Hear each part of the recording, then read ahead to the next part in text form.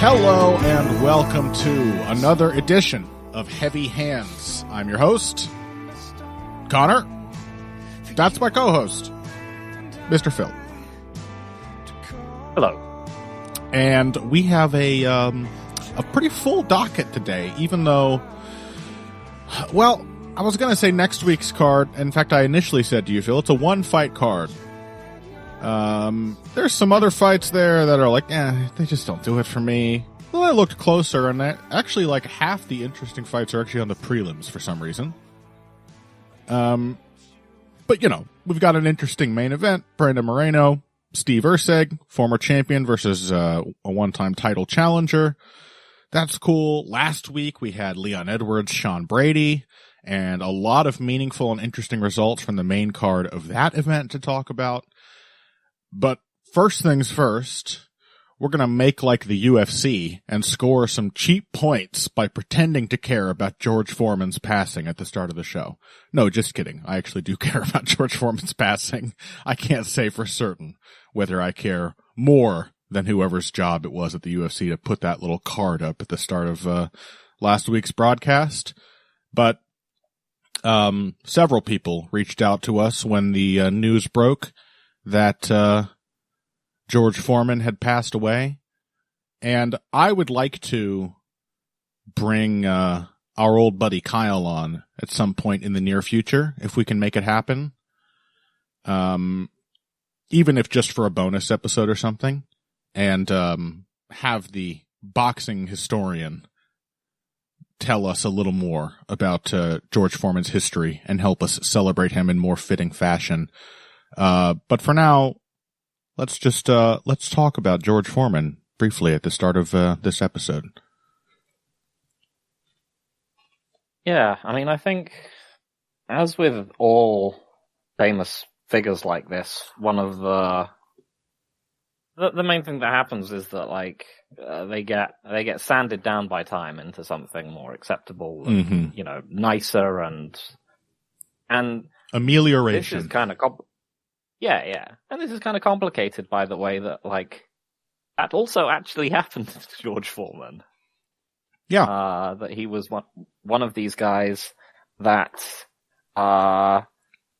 genuinely changed over the course of time. You know, he was definitely on the Sonny Liston sort of Mike Tyson kind of path when he was younger, and sort of clearly had a very literal conversion later on in life. Yeah. So he's one of these people where I think, you know, he's obviously a bit more complicated than the sort of, you know, cuddly George Foreman grill, big, lovable fat guy who just happens to be able to knock people out story that you get.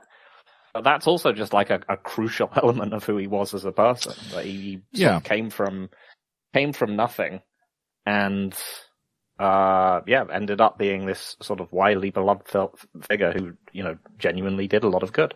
Yeah, we were talking about sort of, you know, reformed fighters in the context of George Foreman just before we started recording here, and I was talking about, you know, I used to get a bad feeling when people would mock somebody like Floyd Mayweather for illiteracy. Of course, I'm a hypocrite because I just made a fucking joke about him not being able to read like a couple weeks ago. He said something annoying, and I was like, you know, this fucking rapist can't read or whatever. Both of these things are true, you know, but, you know, it is also worthwhile to sit back every now and then and try to understand that somebody like Floyd Mayweather, who has not repented in any way that I can tell or become a better person in any way that I can tell, but nonetheless, he is a product of his circumstances. Floyd Mayweather was being held up and used as a fucking human shield by his, like, drug dealer, older male relatives. Like, these were his role models when he was less than 5 years old. And it makes a lot of sense when you think of those things, why he turned out the way he did. And this is the story of a lot of fighters, of a lot of boxers. And George Foreman, we both agree, and maybe we're just ignorant, but I think George Foreman was like a genuinely repentant man, who did some bad shit had some sexual assault allegations, as you brought up, Phil. Was involved in gang activity as a young man, and was just known as like a scary, mean motherfucker, basically until the age of 30, when he was a big star in boxing. And yeah, I think contrary to somebody like Mike Tyson, who has sort of, learned to make fun of himself, I suppose. That's probably a quality he did not have as a young man. But otherwise, I don't think has really demonstrated any real repentance for some of the fucked up. I don't know if he's ever taken ownership, really, of some of the fucked up shit he did when he was young. Like all the stories Mike Tyson will tell you about his youth, where he admits to doing something horrible, there's always like a justification in the story. Like there's kind of an element of relish. Yeah, I get from Mike Tyson. It's like a recovering addict who gets to talk about like the time they got really fucking high, or the time they blew $100K at the blackjack table or whatever, and you're like, oh, I'm glad you're staying away from it, but you still want to do that stuff. George Foreman does not give me that sense. Again, maybe I'm ignorant, but I think George Foreman really became a pretty good guy by the end of his life. And yeah, I think that's something worth celebrating, It's, we don't get to appreciate a lot of second chances in this modern age, do we? Of social media and everybody's backgrounds getting dredged up. But I think George Foreman was pretty openly repentant of his past misdeeds and just his past character as a mean, scary motherfucker. And yeah, I mean, there's all these great stories about him, and there's one about this when he was in his he was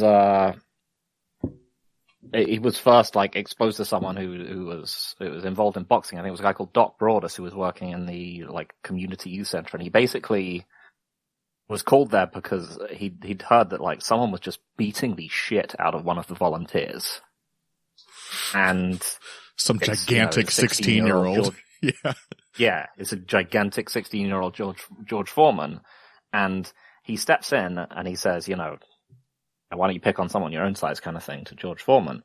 And then he looked at him and he says that he looked at him and then he, and you're wondering, how's this going to go? And apparently he saw incredibly clearly on George Foreman's face the expression, just help me. I don't want to be this. And yeah, I think a lot of that sort of governed Foreman's life. He was a man of, he's obviously like a man of appetites. He just liked eating a lot, and I suspect that as that has in many people's lives, Elvis and so on probably spread to other areas of his life as well. I wouldn't know anything about that. No, of course not. But that in itself sort of led him to the final stage, the sort of George Foreman grill, which it makes him one of these incredible cases of someone who just broke the rules. Because when he had that big comeback, and again, this was a comeback that he did at least partially because he was running out of money, and at least partially that money was because he was supporting his brother's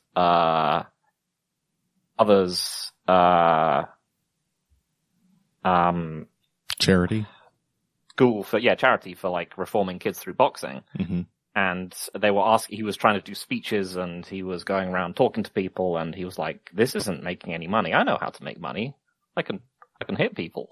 I'll go win the heavyweight title again. Yeah, I'll go win the heavyweight title. And it's one of these just remarkable cases of someone who beat the odds. Like, he came back from one of perhaps the most celebrated loss in boxing history. He came back at a time where everyone said it was incredibly stupid. Like, you can go and you find like Emmanuel Stewart, so on, saying saying how incredibly dumb this is, and all his opponents were handpicked and all this other kind of stuff. And he made it work. And he also managed to, in the end, translate his success into like a genuine business. So yeah, he had just a lot of different like parts to his life. Yeah. And yeah, so many boxing careers tend to follow a very predictable sort of up and then down trajectory, essentially. And then people just get to the peak and then they fall off and then they're gone. Mm-hmm. Yeah. He was 45 years old when he came back and won 2 of the heavyweight titles off Michael Moorer. And, and we were speaking about it at the time. We were speaking about Tyson and so on. That was what everyone was expecting to happen, right? Of course. Yeah. Everyone was expecting. We've seen a lot of old fighters come back out of retirement because they need money for one reason or another. George Foreman is not alone in that. He's very rare in doing it successfully. Yeah. And you'd like to think it was because his needs were virtuous, wouldn't you? That from a story perspective, you'd like to think this man was driven by more than, not that needing money to support yourself isn't virtuous, but I do think there were more things of interest in George Foreman's life at that point than just being the young kid who, once again, from a story perspective, got shown up very fittingly by the somehow even more arrogant Muhammad Ali, as a young boxer. Mm-hmm. And then, of course, he had that night where he fought 4 bums in one night, which was just a shit show. Like, to go from that kind of brash arrogance, to the guy he was later in his life, even when he was still fighting, I think is, admirable. Yeah.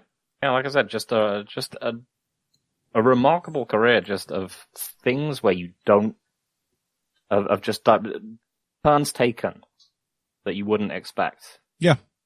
At almost every juncture. Yeah. From the loss to the comeback to the post-career to the rise in the first place. He wasn't expected to beat Joe Frazier. Yeah. It was put there, who in their right mind in the boxing world at that point would have taken the risk of jeopardizing the rematch between Frazier and Ali at that time. Mm-hmm. He was not expected to beat Joe Frazier, and yeah, he did it on the most, in fact, he savagely brutal beatings. Obliterated Joe Frazier, knocked him down like 3 or 4 times in the space of 2 rounds, I think. Yeah, crushed him. But yeah, if you look back at the time when he was on that, that run towards the belt, everyone was expecting that what this was aiming for was a payday against Mike Tyson, where he would get destroyed. Mm-hmm. And it's just another one of these things where it always turned in a different direction to the one you would expect. And yeah. Even to this, and also, now that you look at it, I think the obvious answer would be that, sure, Mike Tyson in his prime, in 1994 or whenever it was, probably would have destroyed, very young George Foreman. Absolutely. On the other hand, there is still, even as a cynical old man, you're like, one part of you is like, what?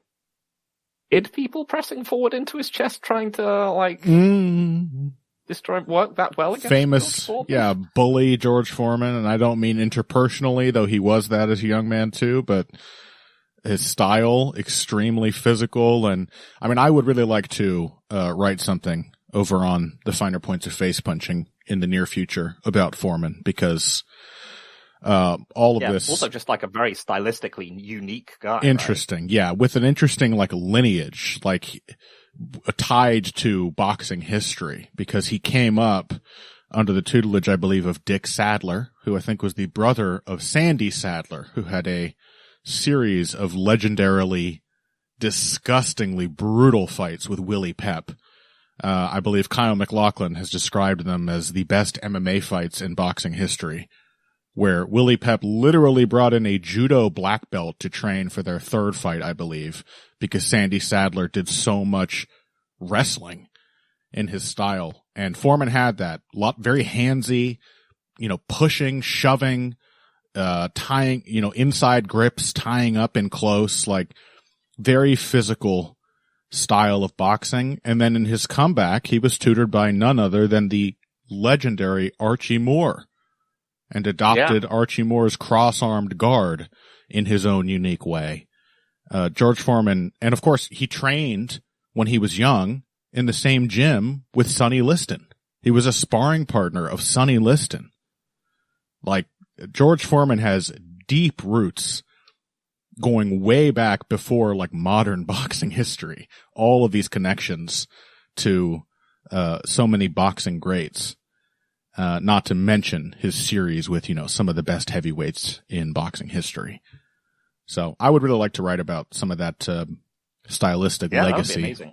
I always love reading about all that stuff from back in the day, and learning what we've lost and what we've gained in the meantime. It's a shame that the only time I've ever actually written about George Foreman, it was to use him as a parallel for Conor McGregor's impending collapse, when I talked about that night where he fought 4 bumps and Muhammad Ali was sitting on commentary making fun of him to his face from ringside while the crowd was booing and throwing beer cans and shit into the ring.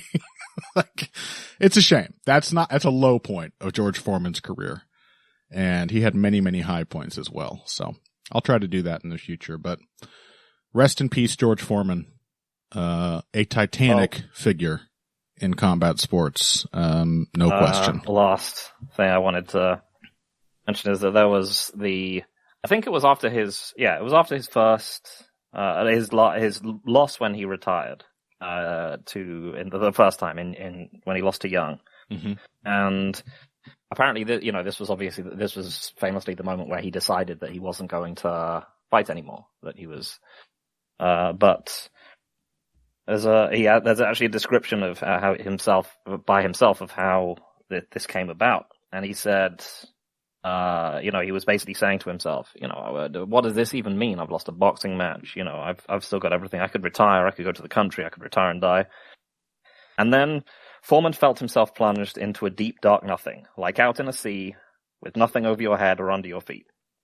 Just nothing, Foreman says. Nothing but nothing. A big dark lump of it, and a horrible smell came with it, a smell I haven't forgotten, a smell of sorrow. You multiply every sad thought you ever had, it wouldn't come close to this. And then I looked around and I was dead. That was it. I thought of everything I worked for. I hadn't said goodbye to my mother, my children. All my money I hid in safe deposit boxes. You know how paper burns when you touch it? It just crumbles? That was my life. I looked back and saw it crumble, like I'd fallen for a big joke. And then I said, I don't think this is death. I still believe in God. And I said that and I was back alive in the dressing room, and I could feel the blood flowing through my veins. It was a wonderful sensation, says Foreman. For a moment, I felt I was somebody. Jill Clancy, his trainer for that fight, as Foreman was suffering from heat prostration. Foreman smiles at the idea. Wow. So, yeah, it was a complicated man of transformations. Man. Yeah. Wow. Well, R.I.P. George Foreman, sincerely. And, hopefully we will get to enjoy many great, pieces from various writers, and whatnot, celebrating a truly unique career and life. Yep. All right. Well, on that, let's talk about some current combat sports. Namely, let's talk about Leon Edwards versus Sean Brady. And once again, Phil, I'll tell you that you're very fortunate that you don't have to talk about all the fights like me and Zane do over on the Vivisection. And often I say that because the fights suck.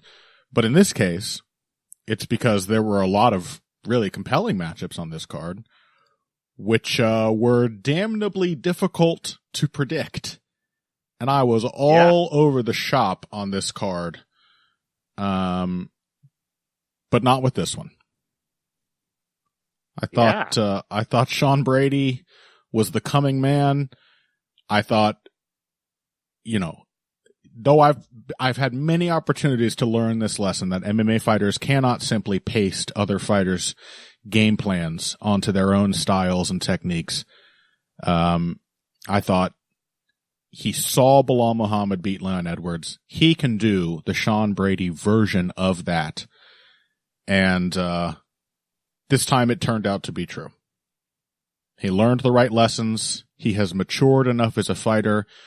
I would call this, against it has to be said, not really a particularly bad Leon Edwards. I would call this a supremely professional performance from Sean Brady. This man had a job to do. He knew what the win conditions were.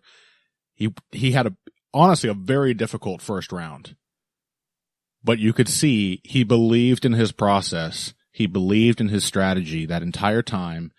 And that carried him through to a point where pretty quickly into round 2, he started dominating Leon Edwards and dominated him so thoroughly that just after he seemed to have kind of started to break Leon in round 3, he came out in round 4 and one-upped himself, got the finish.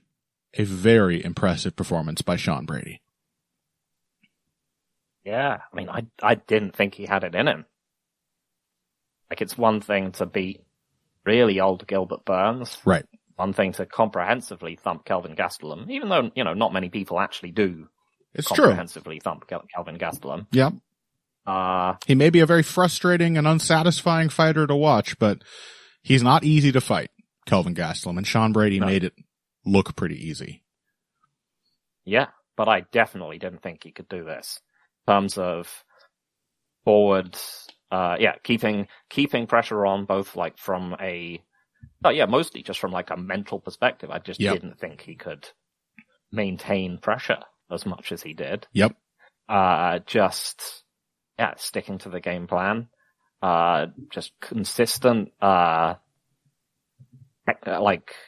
a marvelous technical performance as well. Mm-hmm. I mean, this card kind of sucked. It wasn't very good. And this fight in and of itself, it wasn't a good fight, really. It wasn't particularly two-way. There weren't that many adjustments. But it was still great to watch for, the reason that you want to watch MMA. Because that's what I kind of want to see from MMA. I want to see people do things I'd never thought they could do. I mean, this was a consummate performance. Yeah, this was definitely one of those Silva Leite style fights where I would forgive you for watching it and not being excited the first time, but I would also tell you were wrong if you went back and watched it a second time and didn't come away thinking, oh, okay, that was really impressive, actually. It was kind of a masterclass performance by Sean Brady against the first test of this caliber in his entire career, which makes it all the more impressive. Yeah. Just, always throwing in combination, taking advantage of Leon's lazy resets, like you said. Yep. Closing the clinch in a way that meant that he wasn't getting elbowed on the break. I think Open Note Grappling over on Twitter just had some great points about how well he controlled his footwork in the clinches and the tie-ups, constantly maneuvering around Leon, make sure that Leon wasn't able to ever get anything going, like tremendous positional work on a very good defensive grappler. I mean, I love seeing this kind of stuff from someone who's always been, a sort of middle of the road fighter with a technical edge, with one technical edge that they use on their opponents, and that they can beat most people, and they always falter against the elite. And then suddenly they're just putting it together, and it's all clicking. Yep, filled in all the blanks that seemed to be there in earlier iterations of his game. Everything was interconnected beautifully, and it was just like. It was just one of those fights where the whole thing, every phase, every minute, felt like part of one story being told by Sean Brady. I don't know if that makes any sense, but the logical consistency of what Sean Brady did in this fight is what I'm talking about. Just like, there's been so many fights recently, it feels like, where there were fights on this card with incredibly frustrating decision-making. The Vucenic fight, for example, where he finally started to warm up to Chris Duncan, and then it was like, I'm going to shoot, and had it stuffed, got out, and then thought, I'm going to shoot a second time less than a minute later, and got guillotined. Like, you know, you can't blame fighters wholly for decisions like this, but man, do you have to celebrate somebody whose decision making is as flawless as Sean Brady's was in this fight. Didn't chase any submissions when it meant sacrificing his position. Like, he was one step ahead of Leon Edwards everywhere they went on the ground in a very calm, again, professional is the word that always comes to mind when I see a performance like this. Just controlled. Yes. Such a controlled performance, and a controlled performance again, which has the feeling of leading inevitably to the finish, which ended the fight. So not just a boring control performance, but one where he is step by step breaking his opponent down and working towards a definitive victory. Love it. Yeah. As I said, it's not a barn burner of a fight, but it's what you watch MMA for. Do you agree with me in That's saying what I watch that, MMA for. Yeah, it's certainly one of the things I watch MMA for. I like barn burners too. Don't get me wrong, but there's something unique to be gotten out of a performance like this. That I don't know, not to go all Dana White on your asses, but are you really a fight fan if you can't at least appreciate something like this? If you don't get anything out of this? This is MMA done. You and Zane were both right completely right with the gut picks on this one. Well, I just did not see that he would be able to make this kind of transformation. So yeah, I'm impressed. Well, it was mostly a gut pick, and also there were plenty I got wrong. So I'm not Zane. I'm not that eager to pat myself on the back, quote unquote. Who is? Zane, could you please stop patting yourself on the back? Other people need to use the bathroom. Do you agree with me in saying that this was not even a particularly bad performance from Leon Edwards? It had all the hallmarks of the fights that he struggles in. But I mean, he was pretty active in dealing with Sean Brady's pressure on the feet. Like, I really worried that you were right watching that first round. He was firing off his counters. He was blasting the kicks. He seemed to be handling himself really well in the clinches. At the very least, even if Brady was more or less equal there, like positionally, it was Edwards getting off the good knees in the early going. It seemed like Edwards was up to the task. Like, he felt the pressure to perform here, and it was yielding a relatively high output approach from him. Yeah, and also, Brady was forcing a high output from him because he had to hit him before he got into the clinch again. Yeah. Yeah, I mean, I think it's unfortunate. It is kind of just Leon Edwards being exposed, isn't it? I mean, I've seen other fights where Leon Edwards has been faced with, he wasn't, I don't think he was that aggressive in response to Kamaru Usman's pressure in the fight that he miraculously won in the 5th round. Maybe I'm, I think he was kind of, maybe I'm misremembering. I mean, he has the same thing as that he's very sharp in the, I think he wins the first round, right? And even in that one. And then he's very sharp to begin with, and then he just gets worn down. Mm-hmm. So it's quite similar to this fight. But yeah, I mean, I think partially it is kind of him being solved and exposed. That's what those two things are sort of homonyms in that way. That he's obviously you need a baseline level of skill to do it. Mm-hmm. But if you are just consistently offensive against him, he's just going to open himself up. Yeah. At some Brady point, didn't have to be a masterful combination puncher as long as he had Leon looking to reset. Yep. He could just keep forcing him backwards. Yep. And at some point, Leon will make a purely defensive call, which leaves him exposed to the switch up. He'll be out of position, and he'll react to something where he just tries to block or whatever, brings his hands up, and there's the level change, or say he's expecting the level change. There's a little 1-2-1 by Sean Brady with all 3 punches landing clean. Like, still though, I don't think that takes anything away from the consistency required of Sean Brady to do this. Oh. I mean, unlike Kamaru Usman, no lapses. At no point, once that pressure got rolling, did it let up for a moment. Oh, I mean, Kamaru Usman is, he's gone the other way. He's gone from being someone who was consistently offensive and to someone who has lapses because he physically can't keep up anymore. That's partially a physical thing, partially a mental thing. But this was just it was like the Bilal thing. As I think I said at the time, this did also make when Bilal beat Leon, it did also make me think, oh yeah, absolutely. Right. Shavkat would have destroyed Leon Edwards. Yeah, probably in a much messier way for exactly this reason. But yeah, because he just would have sat on top of him, and Leon would have panicked. A little shout out to Dean Thomas, I think, who was in Sean Brady's camp and corner for this fight.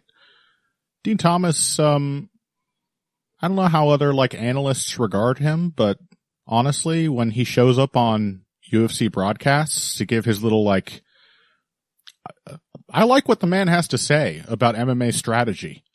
I suspect he's a pretty good coach when it comes to game planning and specific preparation. And Paul Felder also trains with Sean Brady. In fact, there was a very sweet moment where they threw to Paul Felder to break down the replays at the end, and he had to collect himself. He was choked up. He was very happy for Sean Brady that he got this win. Oh, that's nice. You could hear it in his voice. He was like, this is voice was wavering. I was like, oh, he's happy for his friend.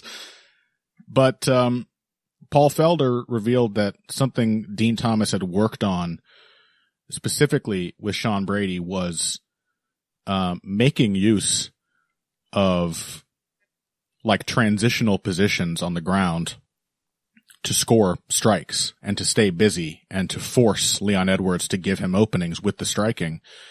And this was, I think, the best, most consistent ground and pound performance out of Sean Brady. Yeah. He was all over Leon. Any position he was in, didn't matter if he had a lot of clean power or anything. He did that thing I really like in round 2, I think, when he got the body triangle and Leon was trying to turn away and created a bunch of space between their upper bodies. And he did the Gunnar Nelson, Damian Maia thing where he just sort of reared back and started whacking him in the side of the head with these fully extended hammer fists. He was working him whenever he had half back control or a ride of any kind. Just, also he got warned an awful lot by Jason Herzog, but I got to give Sean Brady points. He really did not try to hit Leon Edwards in the back of the head, and he had many opportunities. He was pretty damn consistent in going for the ears and trying to be clean while also being really, really active with the hands, whenever he was on the ground. And yeah, like I said, everything just felt connected. He kept threatening that Kimura, and then he used that exact position to find that mounted one-armed guillotine. Just at all times on the ground in particular, he seemed completely aware of what Leon Edwards' limited options were and what the sort of flowchart of offensive possibilities were in those positions too. And it just felt a complete performance from Sean Brady. Makes me very excited to see him fight again. It really does. Yeah. I think I've heard people suggesting him against Ian Gary, which I think would be really interesting. Absolutely. At this point, I mean, he just goes in there with a simple game plan. Even if he has to go through some shit, is he not going to get Ian Gary to the fence and start working him? Right? I wouldn't mind seeing that. I would not mind seeing that. Are they not going to do him versus Bilal, though? Is Bilal booked? What is happening there? Because that might just be the next fight, right? Like, this dude just beat the guy Bilal beat to win the title. Still out, right? I think so. Yeah. I suppose that's the other option, yeah. Depends on what's happening with Shavkat if he fights Bilal, but I'd be happy to see any high-level, high-ranked welterweight fight with Sean Brady in it at this point. Oh, no, Bilal's fighting Jack Della Maddalena. Oh. Yeah. Okay. I forgot about that. Does not really seem like the fight to make, especially now, but okay. Oh. Fine. It's one of those ones where there's like a bunch of deserving people, and then there's the fun fight you can make now. Yeah. And by the way, the most fun fight possible for Jack Della Maddalena, a guy who's going to try everything he can to out-wrestle him. Woo! Mm-hmm. Yeah. The UFC really understands match. Wouldn't you much rather see Sean Brady and Bilal's wrestling games clashing than the possibility of Jack Della Maddalena, noted combination puncher, just getting sat on? I'm not saying that's definitely what's going to happen, but it's much likelier that's also one-sided fight. Also, Bilal's win over Sean Brady has aged incredibly well. Yeah, there's a story there.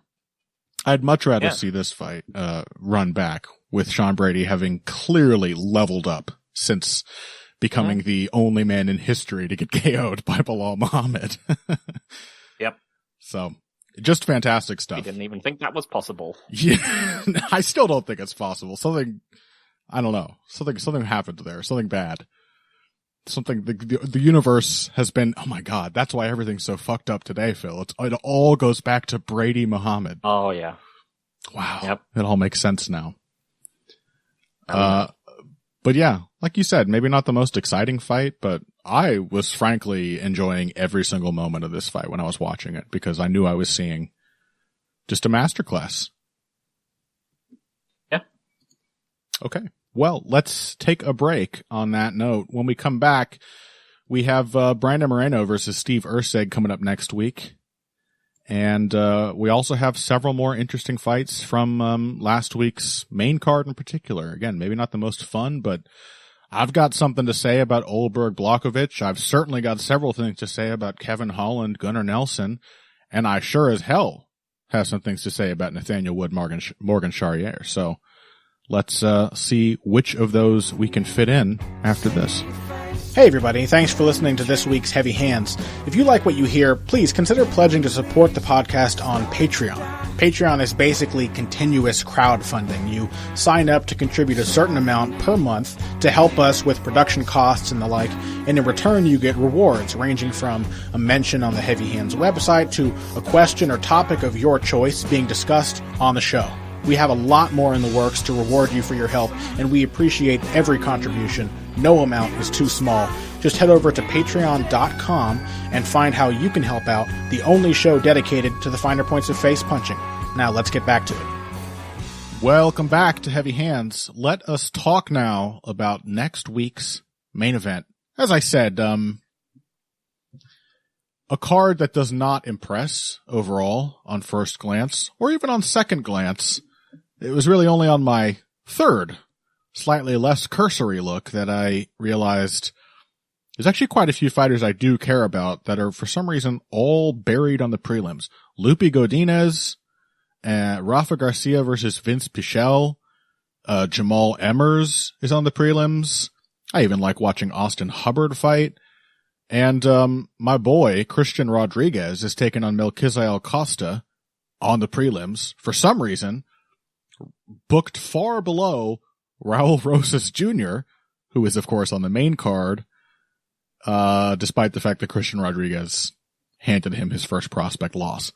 So, the bout order, as seems to be more often the case these days, is completely out of whack.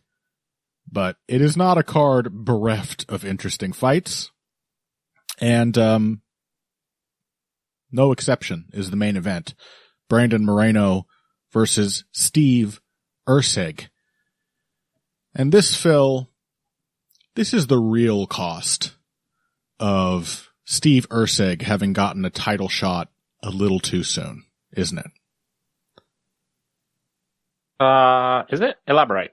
Well, we said it was too soon, but we were interested because Steve Erceg was clearly very good, and he demonstrated that. He had an incredibly impressive performance against Alexandre Pantoja, made some, bad decisions of the kind that you might expect from an inexperienced, somewhat unproven fighter. But still, stock went up considerably after that performance. But then he never gets a fight again in which he just gets to improve. You get rushed into the title shot, you exceed expectations, say goodbye to fighting to better yourself, say hello to fighting to win all the time, because it's all tough matchups, it's all fellow top contenders, and of course, to go from that Pantoja performance to a crushing defeat at the hands, the right hand in particular, of Kai Kara France is bad, and then to have to go from that, now 2 losses in a row, straight away to fighting multiple-time former champion Brandon Moreno. It's like Steve Erceg needs a little bit of seasoning, and this isn't seasoning. This is char grilling, like you just can't focus on yourself and improving your technique in the same way when every single decision you make is likely to be critical because you're fighting the best in the world. I would love to see Steve Erceg get a step back after that title shot. I would love for somebody, either his management or the promotion, to recognize that he's almost there and he needs the time to get there. And instead, it's very likely he will go from an impressive breakout performance to having 3 losses in a row, just like that. Yeah, I mean, there are definitely more forgiving matchups you can give him, right? Yeah. For example, even if you want to keep matching him up with, top contenders in this division, you could, for example, put him up against Amir Albazi. Exactly, who just lost to Moreno. Yeah. Erceg's on 2 losses in a row. Match him up with another guy who's losing. That would be something. Yeah, and also, it's a good test for both guys, Erceg, to see if he belongs at this level, and Albazi to see if he can, shake off the obvious rust and discomfort that he showed the last time out. Right. And to prove that he can, deal with a jab now. Instead, whether or not this is what they intend, they will have gone from essentially discovering a bright talent to using him to unnecessarily bolster the name of the only notable flyweight in the UFC who has already, Brandon Moreno doesn't have that much time left, surely. He's, he can't just keep lining the same guy up for title shots forever. And this is it just feels like to Uriah Faber. At least Brandon Moreno's won them twice. Yeah, it's true. I'm nothing against Brandon Moreno at all. It's just functionally, this stands every chance of being a matchup which feeds Erceg to Moreno. When that's the opposite of what you should be doing, surely, in a healthy division. Both for the division and for Steve Erceg, it seems like negligence, profound mismanagement. I don't know. I just, and I'm not saying he's guaranteed to lose. I'm just saying it's not an easy fight by any stretch, and he very likely could lose it. And what then? How many losses in a row before Steve Erceg can't recover psychologically in order to make those improvements he clearly needs to make in order to gain that little bit of actually useful experience?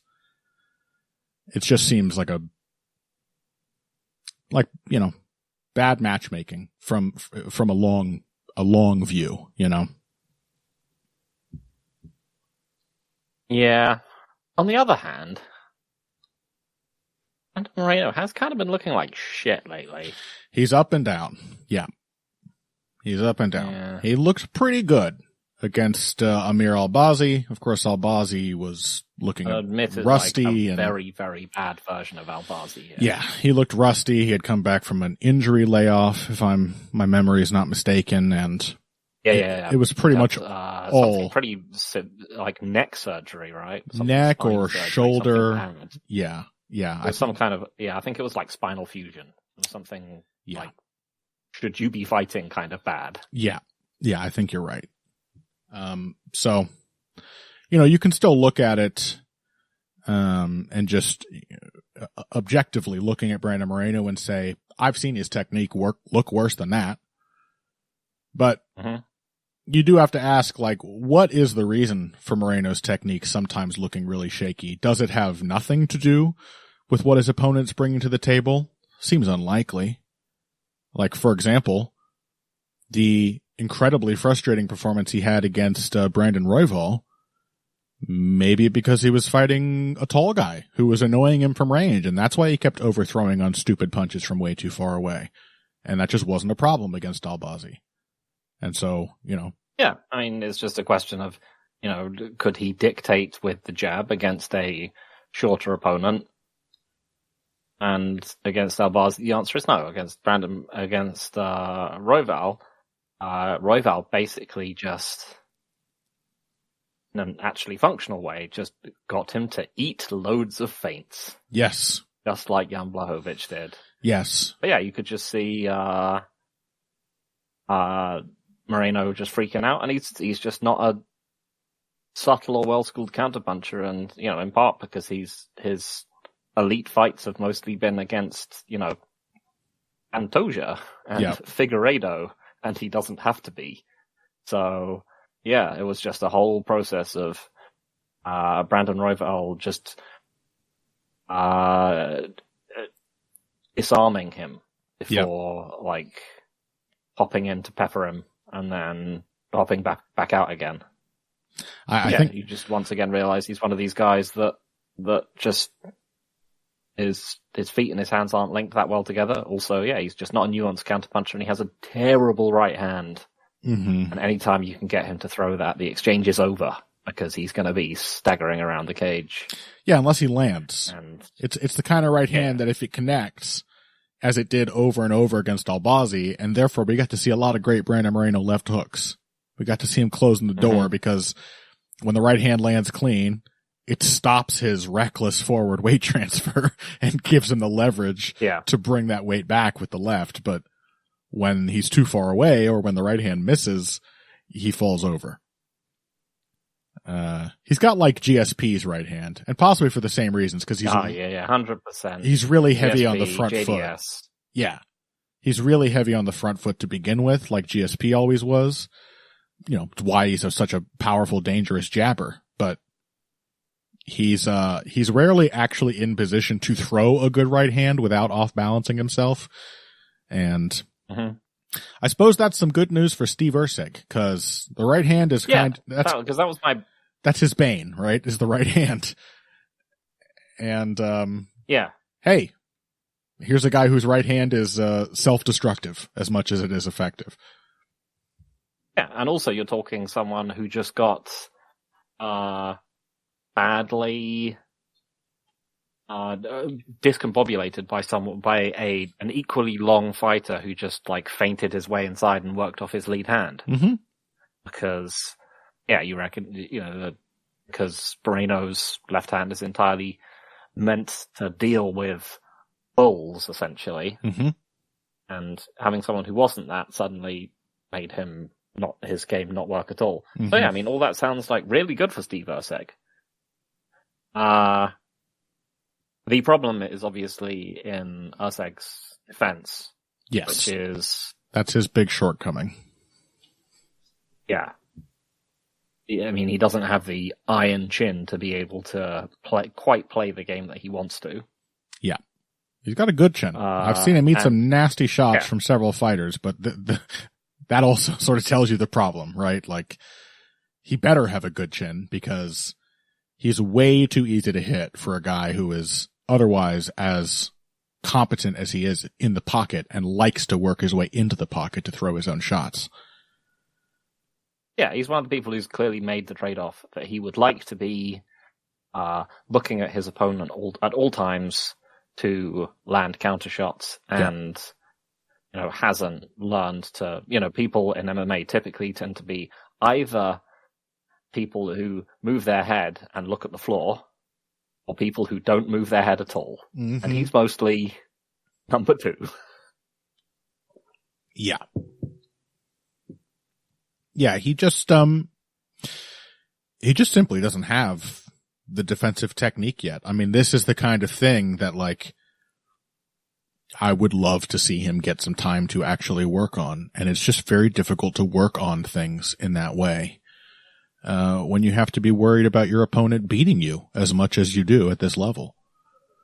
Yeah, I would say for Erceg, the range is his defense. And when he makes a defensive move, it tends to be wholly committal and positionally self-destructive.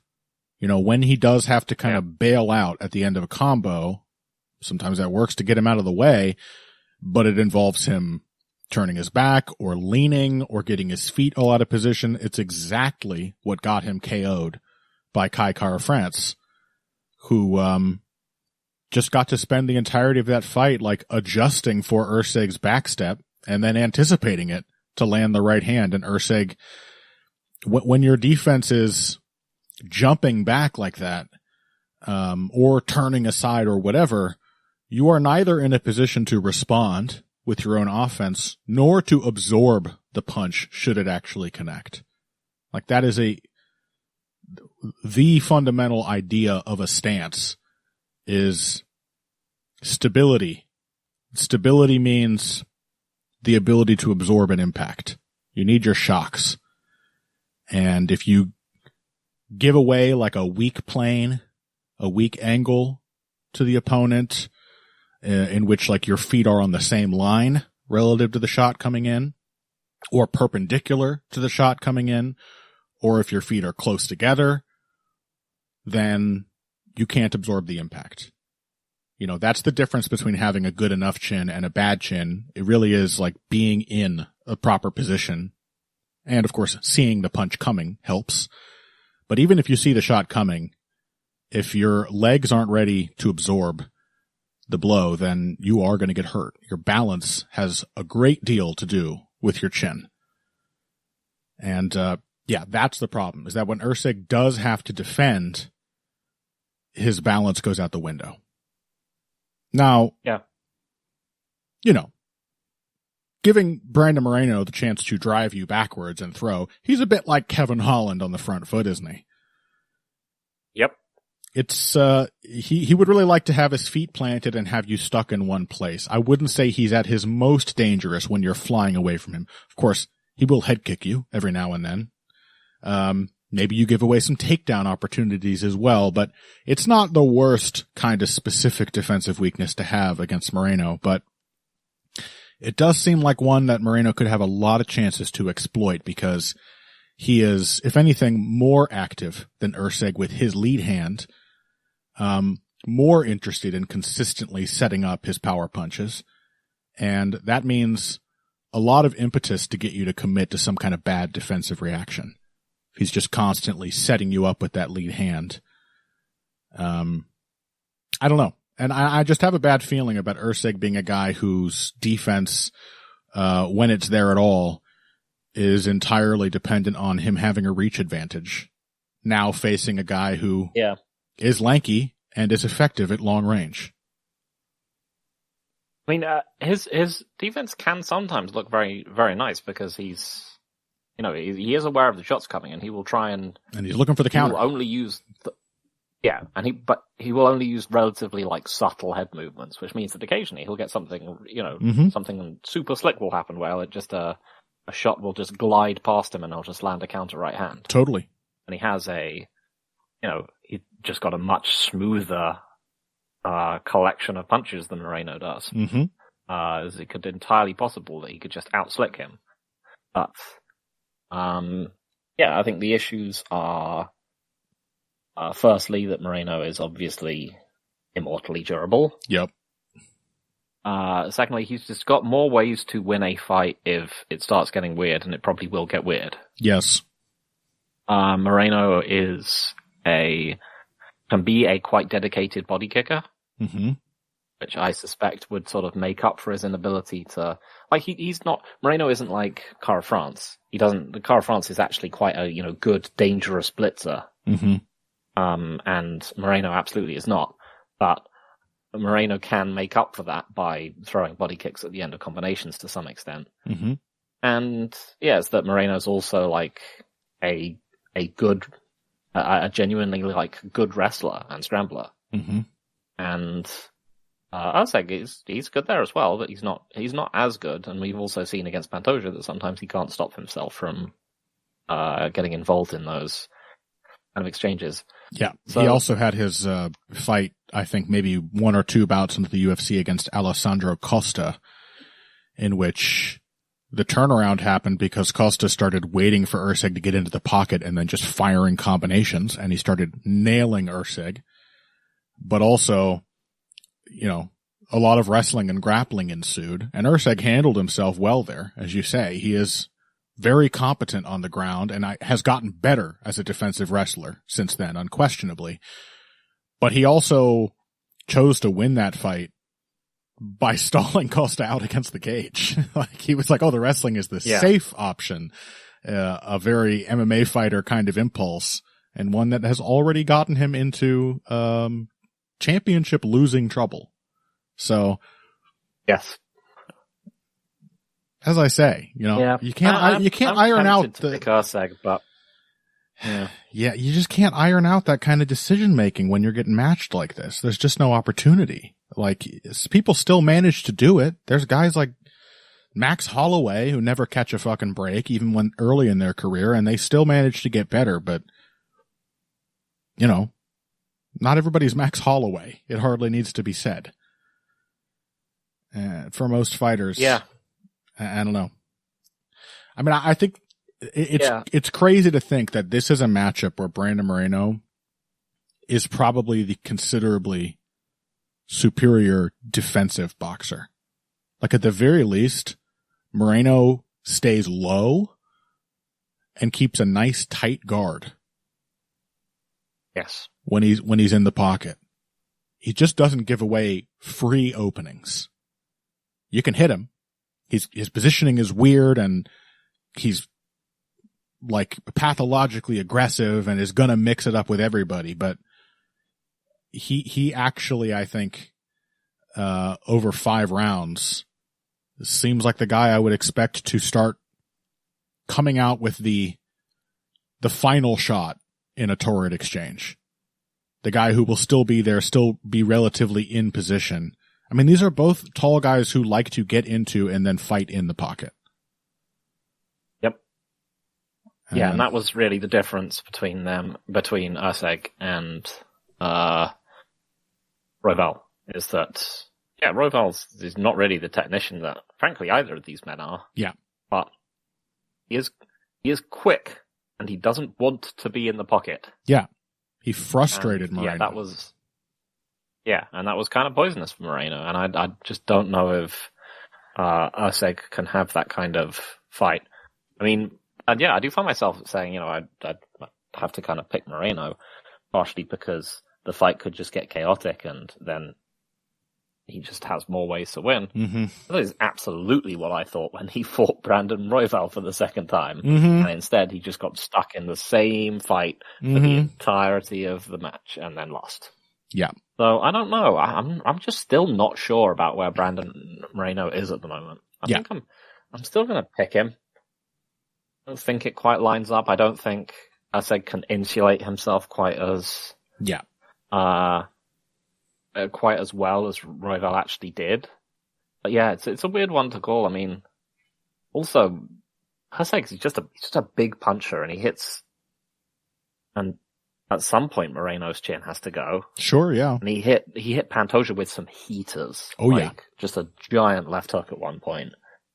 A precise power puncher, Steve Erceg. Yeah. But, I kind of have to pick Moreno, I feel, but I feel good about it. It feels weird. Yeah. No, I'm with you. Moreno is, I mean, I was thinking about us talking about this yesterday. I was like, I fucking hate talking about Brandon Moreno fights. That's why I'm glad I did my research to kind of come up with some ideas to follow, but it's so frustrating to talk about somebody who is just so incredibly inconsistent.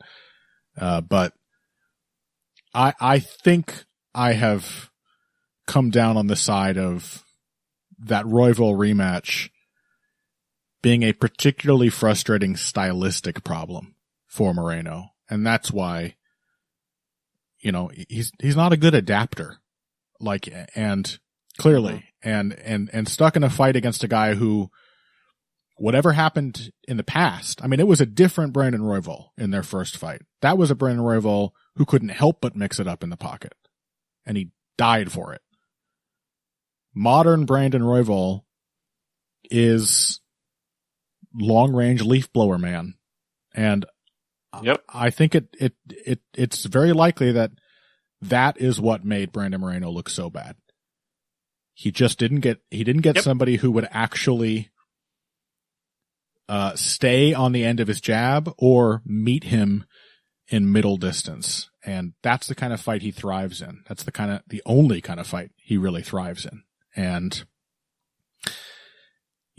that means it's a huge opportunity for Erceg to show some class here, to show some flexibility, some professionalism, and come in and just try to stick Brandon Moreno on the end of his jab and use his footwork.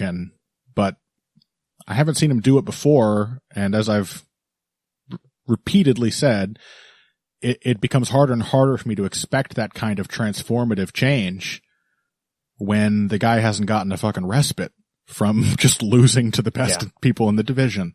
So I'm going to take Brandon Moreno as well. Yeah. I don't feel like I have to, but something does feel weird. Yeah. Yep. All right. Well, let's take one final break on that note. When we come back, we will pick up some of the scraps from this London card after this. Financial support is fantastic, but there are other, even easier ways to support Heavy Hands. Perhaps the best is by spreading the word. We know our fan base. You're all cool, popular people with serious social media presences. You're tastemakers and trendsetters. Okay, there are one or two of you that don't fit that description. You know who you are, but no matter what, you can always help us out by telling folks about the show. And you can also give us a positive rating and review on iTunes and Stitcher, things like that. We rely on word of mouth and positive feedback to grow and improve, so thank you very much for your time and your help. Now, back to the show. All right, let's talk about the premier meme matchup of this card. One that, I don't want to say through no fault of our own, but I think you have to understand why it's hard to get a Kevin Holland fight right. Kevin Holland versus Gunnar Nelson, which we were completely wrong about. I mean, some of the stuff we expected to happen did happen. Gunnar Nelson was able to consistently just put Kevin Holland on his ass. But the fight did not stop there. And the buttery smooth guard passing and brutally finish-oriented top game I expected to see from Gunnar Nelson, by God, if it wasn't thwarted exactly the same way Jacare Souza's top game was. Barring the KO. But that's mostly due to Gunnar Nelson's toughness, because Kevin Holland was actually whacking him with some nasty shots off of his back. A perfectly appropriately bizarre superpower of Kevin Holland's. If there's one guy in the UFC who you would hear, yeah, he's really good at hitting you really hard when he's lying flat in his back, and you heard it was Kevin Holland, you'd say, that makes sense. I don't know how, but that makes sense. That seems like the kind of extremely specific thing Kevin Holland would be good at. He's got a sort of ability to throw like an elbow from the bottom that's like got this rubbery snap to it. And hammer fists and all. Yeah, he just generates weird leverage with these arm punches from his back. And I actually thought this was a very entertaining fight.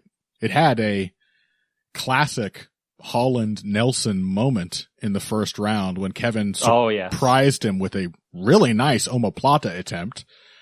And then Gunnar Nelson just postured out of it and then just effortlessly stood up. I can't explain how the man is strong.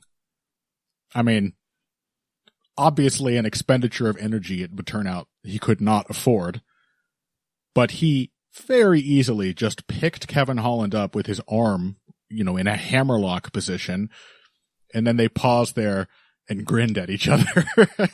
That was delightful.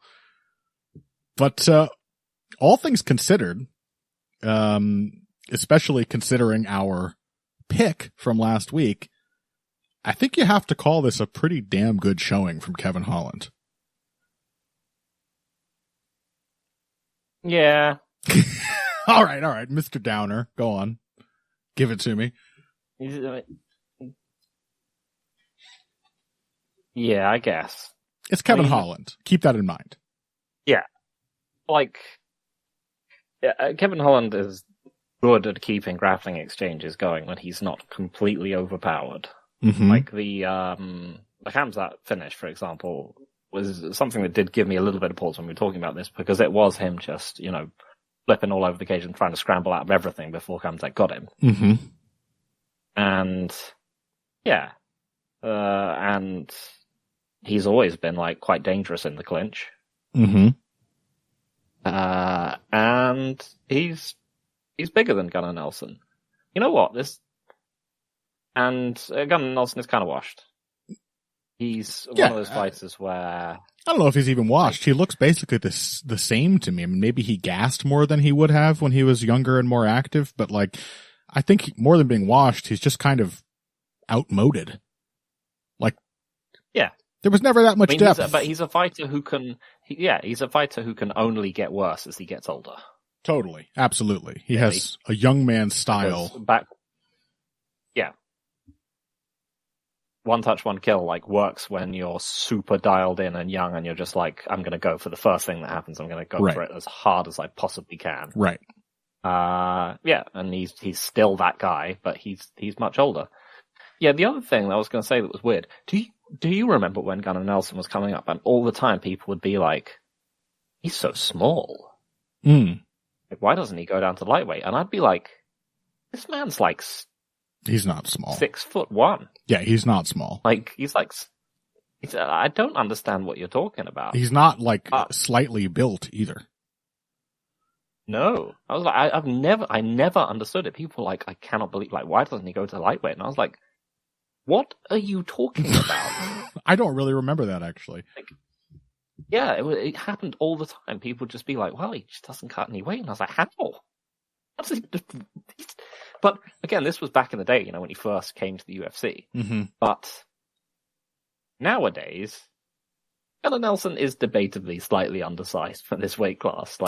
Simply because he's been in the UFC for a really long time, and people are fucking gigantic now. Yeah, Kevin Holland Holland is just much bigger than him. Yeah, Kevin Holland is in that Rich Franklin territory where it's he feels far too slender to be a middleweight. Yeah. But at welterweight, he seems like a giant. He's a guy who would really benefit from that in between the middleweight that delusional people are frequently asking for. Again, that's something that's sort of passed out of people wanting. Yeah. I think partially because people are now rightfully horrified by the idea of yet more weight classes. Yeah, which was kind of my point from the beginning. Have you guys watched boxing lately? Mm-hmm. Yeah. It's kind of hard to follow. There's a lot of titles. That is certainly a major facet of this fight that we, I think, completely failed to consider, though. Seems very obvious now. Welterweight Kevin Holland is a different fighter from middleweight Kevin Holland. And I think it is for purely physical reasons. He just feels stronger and more powerful across the board at welterweight. And even in his dumbest welterweight performances previously, that was very obvious. How does Kevin Holland go from a guy who gets ragdolled and chats a bunch of shit from his back at middleweight to a guy who just rocks people with huge power punches at welterweight. And I think it was very clearly an element here that it has a transformative effect on the way his game works. Because did his defensive wrestling look good? No. He gave up a bunch of really easy doubles and singles to Gunnar Nelson. Once Gunnar Nelson found that single leg was going to work, it worked basically every time. But on the way to that discovery was Kevin Holland just like big guying his way out of a ton of takedown attempts. Just getting a foot down in the right spot to post and stop a takedown, like scrambling on his feet is how I think of that kind of takedown defense. And it was there for him. He was surprisingly difficult to take down for good portions of this fight. His size and his length, of course, combined with technique. Kevin Holland has always been a good guard player, but his length compared to Gunnar Nelson made it really difficult to pass his guard. There were so many times Gunnar finally decided that the only way to pass was going to be to get to his feet, and do a standing pass, control the ankles. And many times he tried that and Kevin just got like a knee shield in. It seemed like he passed guard and then, oh no, he got stopped. There's just too many limbs in the way. Also, it obviously makes Kevin's bizarre, back down ground and pound very effective. That he can just reach you in positions where you would simply be safe against a lot of other fighters. Yep. You know? And it just made him very exhausting to fight. Yeah. That's the other thing about welterweight versus middleweight Kevin Holland is that due to him constantly getting overpowered, he just has a better gas tank at welterweight. Mm-hmm. Yep. So, one that I think realized I had gotten totally wrong pretty quickly into the fight, but I think I'm not to write off what Kevin did, but I think just a lot of it comes down to the same thing it always seems to come down to, which I'm going to write it off. At welterweight. He just came off back-to-back losses to Reiner to Ridder, Roman to Lidze. I'm writing it the hell off. Yeah. Well, 100%. The thing is... No, he's just rediscovered like a technical depth that he never had. First round losses to Lidze and Reiner to Ridder. Yeah. Welterweight Kevin Holland is a different fighter. And we were forcefully reminded. A bigger fighter. Yeah. Yes. But it makes such a big difference in his game. Some guys, it doesn't make that kind of difference, you know, like Nathaniel Wood, we're going to talk about in a minute here. That guy was good at bantamweight and he's good at featherweight. Yep. His game isn't really all that radically changed by the size difference. Kevin Holland is so clearly only really successful in MMA at welterweight at this level. Yep. Against old people. And yeah, it helps to fight an old guy. But, okay. Who aren't Stephen Thompson. Who aren't Stephen Thompson, yeah. Or Michael Page. Or, yeah. The point is, don't be convinced that Kevin Holland has a bright future because of this, alright? No. He has a lot to prove, and at this point it seems like he's incapable of really proving it. But he will still pick up wins at 170. Let's talk about the aforementioned, well, actually, you did mention Jan Blachowicz earlier. Mm-hmm. At least you mentioned him in a sideways manner, talking about eating feints. I saw a funny tweet, by the way. I already told Zane about this in the Vivi, but, you know, the pretense that the two podcasts I do are, that they both have me on them and I only have so many ideas. I saw a funny tweet from, I think his handle is Matty H.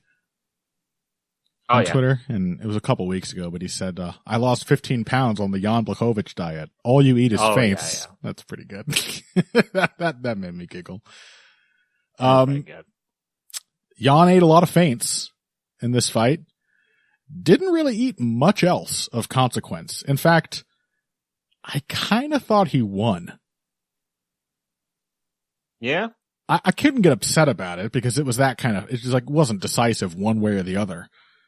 But I kind of thought that Olberg, he won mostly through the art of bullshit. Because, yeah, he was much... He landed a bunch of jabs and some body kicks and so on. Yeah, but... This wasn't like a super meaningful fight.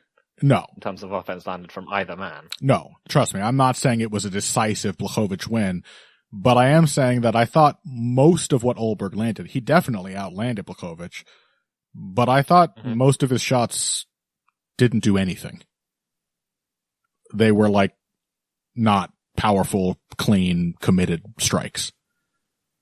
Whereas when Jan landed, I just thought it was more impactful most of the time. His leg kicks were much harder. The few punches he landed, whether they were jabs or there was one good counter left hook in there, one good counter right hand in there. Again, there's so little to choose between that it's very easy to accept the Olberg decision, but I did not think Olberg... Yeah, and also I don't think judges are good at scoring... No. Either connected low kicks or the difference between low kicks which are checked. Yes. Which are connecting. That is one of the problems with Jan's style, is that actually being really good on kick defense, it has an effect on the opponent more than it has an effect on the judges. And Olberg just chose to not let it... Olberg's solution was actually very sensible. Oh, he keeps checking all my low kicks. I just will throw a lot of them not very hard. Yep. Looks like he's landing as far as 2 of the 3 judges are concerned from any given angle, right? So. Yep. I'm totally fine with the decision. I get it. This is what you get too if you have a low output fight and you just let the other guy outwork you. Volume is a good thing. But not talking about the scoring or whichever way the decision ought to have gone, did I find this a convincing performance from Carlos Olberg? Not really. I mean, I wasn't really expecting a convincing performance, I've got to be honest. I was just expecting it to be young and fast. Yeah, it's mostly what it was. Young, fresher, more capable of keeping up a pace for 3 rounds. But given that they opened the fight from the commentary booth, quoting Olberg as having said that Jan Blachowicz has an effect on people where he like lulls them into his pace. And I'm not going to let that happen. Mm-hmm. He kind of did. Yes. He kind of did, didn't he? Mm-hmm. Yeah, I mean, I tend to agree. I've had round 2 running, which is probably the swing round. Jan is doing the more effective work. He just lands the only really impactful shots in like that round in particular. And it's against a lot of bullshit from Olberg. So again, I understand, but I'm not convinced. I mean, I don't know.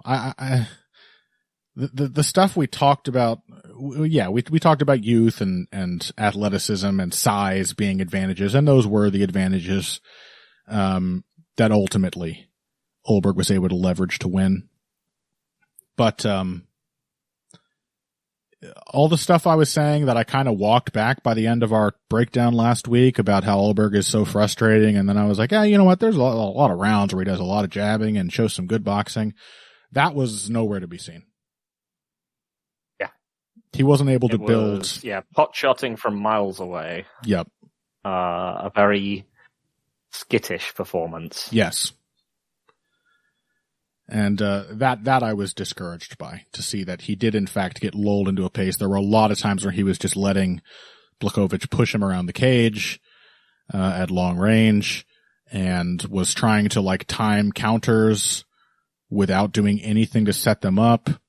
There were like 1 or 2 moments when he started popping that jab and stepping off to the angle. I was like, yes, yes, and then it would just kind of go away. So. Yeah, it did remind me of, what we've lost at light heavyweight. So I think every time you say things about, the decline of the division or whatever, people will be like, well, is it actually that much worse? Look at how bad it was at some selected point. But yeah, the big person divisions absolutely are worse than they used to be. Yes. And yeah, it made me sad for I miss Alexander Gustafsson because he was in this kind of position when he fought Jan Blachowicz, and he had a really tough first round with him, and he was like, shit, this guy can actually strike. And he immediately charged him and took him down and beat him up for the next 2 rounds. Mm-hmm. And there's a lot to criticize about Alexander Gustafsson's game. But he knew what the assignments were when he fought people. Mm-hmm. He was like, Glover Teixeira is really slow. Jan Blachowicz can't wrestle. Yeah. Yep. And yeah, watching this kind of stuff where you're like, yeah, you're the next generation of, you're the young athletic light heavyweight coming up. Let's see you. And then he's just like, what if I try and have a incredibly slow paced kickboxing match with Jan Blachowicz and probably just lose it? Yeah. And just try and win on optics. Yeah. If the question of this matchup was, has 2 years of inactivity and apparently as they said on the broadcast, a dual shoulder replacement, has that made it so that Jan Blachowicz is no longer the immensely frustrating puzzle for everybody, more or less, at the top of this division? The answer is a definitive no, because he may not have got the W, but he still flustered the shit out of Carlos Ulberg. And Ulberg, as a striker anyway, should be one of the better equipped guys in this division to actually handle that kind of frustrating range battle with Jan Blachowicz, and he did not handle it all that well. And I think you're right. Jan Blachowicz this is the thing, don't tell Patrick Wyman I said this. I mean, thank God he's dead. But Jan Blachowicz being actually good, one of me and Pat's famous historical arguments at this point. Oh, yeah. And of course, did I take the chance to rub it in his face when Blachowicz won the title? You bet I did. As did a bunch of listeners of the show. They were pestering him remember that time Connor was right? Really, truly the highlight of my life. The happiest memory I've had in the last 10 years. So lame that Pat left MMA forever and died. But it's hard not to acknowledge your point that the reason Jan Blachowicz is actually good has as much to do with the state of this division as it does Jan himself. You can't write off all the qualities he has. You can't write off that he is genuinely one of the best defensive fighters at light heavyweight, but also he's a defensively sound fighter. Best defensive fighter at middleweight. He's probably the best defensive fighter at all 3 weight classes. Yes, let's be honest. But he's a good defensive fighter, except for the special ability to defend kicks. As a defensive boxer, he's basically exactly the same as Sean Strickland. I was gonna say, yeah, right. Really handsy, Sean Strickland's pretty good at defending kicks as well. True. Yeah. That's how you defend in MMA. Maybe that's just what you do. You just swat and check low kicks. Yeah, but that's the thing. That's bad. It is actually bad to just be extending your hands away from your face. Future. To be leaning back and swatting at every single feint that comes your way. Better fighters would see that and kill you for it. Oh my God, every single time I feint the jab, this guy flings his right hand at me to bat it down. Here's a left hook followed by a sharp right hand. Jab feint, left hook, right hand. Boom. Problem solved. What if they learn to swat faster than that? Well, it's just the extreme. Because that's, a lot of what we've seen from MMA is people not actually learning technical solutions to things, but simply doing stuff harder. Yeah. Well, what if they go southpaw? Just building on the Yeah, and but more just like, what if you just dump more energy and focus into the things that you're doing, and you're just incredibly assertive with it? You don't really need to learn technique; just be super assertive and do it faster, harder, and more consistently round after round. Mm-hmm. And mostly we've seen that kind of works. So what if people just get really good at swatting things, and then eventually their hands are just like an impenetrable blur of flesh in front of their just windmilling face. parries. And that turns out to be the ultimate technique. But like the extreme, I'm talking about Strickland and Blachowicz both here as like the best, genuinely the best defensive strikers in the big man divisions.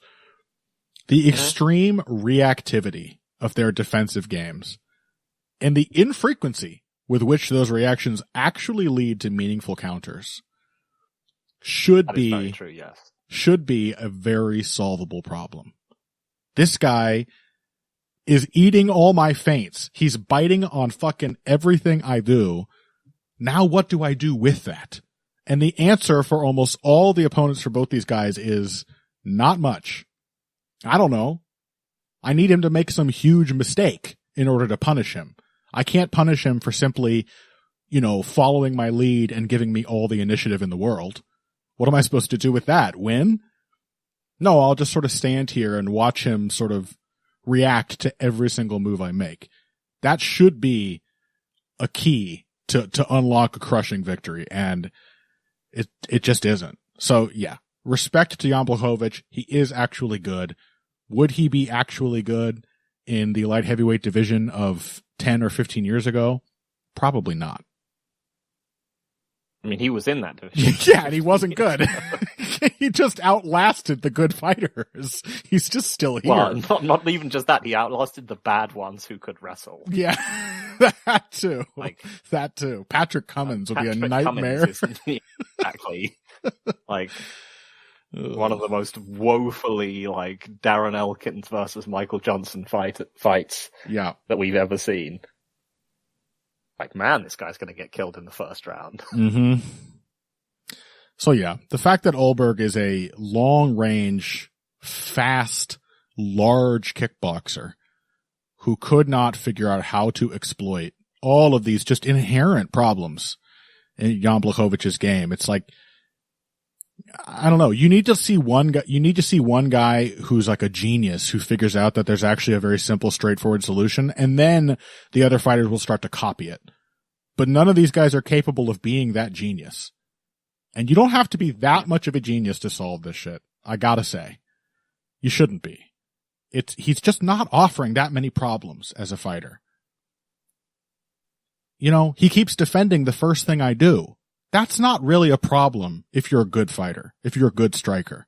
That's an opportunity. Okay, you're getting him to defend constantly. Now what? That's the frustrating thing about watching a fight like this. Yeah, it went good. It's also, notable that particular style, as you said, has led to both Jan and Strickland having their fair share of extremely close fights. Yes. Where you're like, who won that? I don't know. Whatever is right. But that's all I've got on this UFC London card, and hopefully we get some interesting results from those Moreno Erceg prelims. God knows I would love the chance to talk about another scintillating Christian Rodriguez performance next week, even if we didn't preview his matchup on this episode. But that's all for next week. Keep your eyes out for something coming out in the finer points of face punching. I'm working on a little Nathaniel Wood piece right now, talking about all the beauty we saw in those first two rounds, just highlighting a couple of really cool exchanges, really. So that should be coming out soon. And I will try to get started on a nice George Foreman write-up as well. Once again, rest in peace to a great boxer, and I think, at least by the back half of his life, a good man, George Foreman. Yep. Find us on social media, at Evil Greg Jackson, at Boxing Bush. Those are our handles on Twitter. You can find me on Blue Sky at King Typo. please check out the Heavy Hands Patreon. We will be having some bonus content from this episode.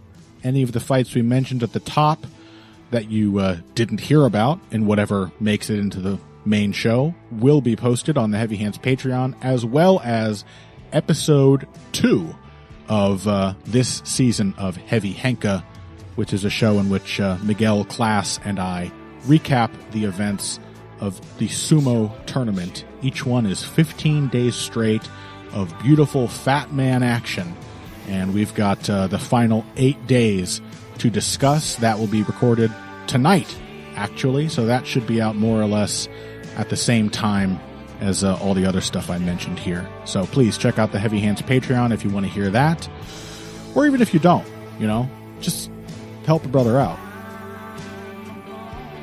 right? If you came here today for the finer points of face punching, you came to the right place. This has been Heavy Hands.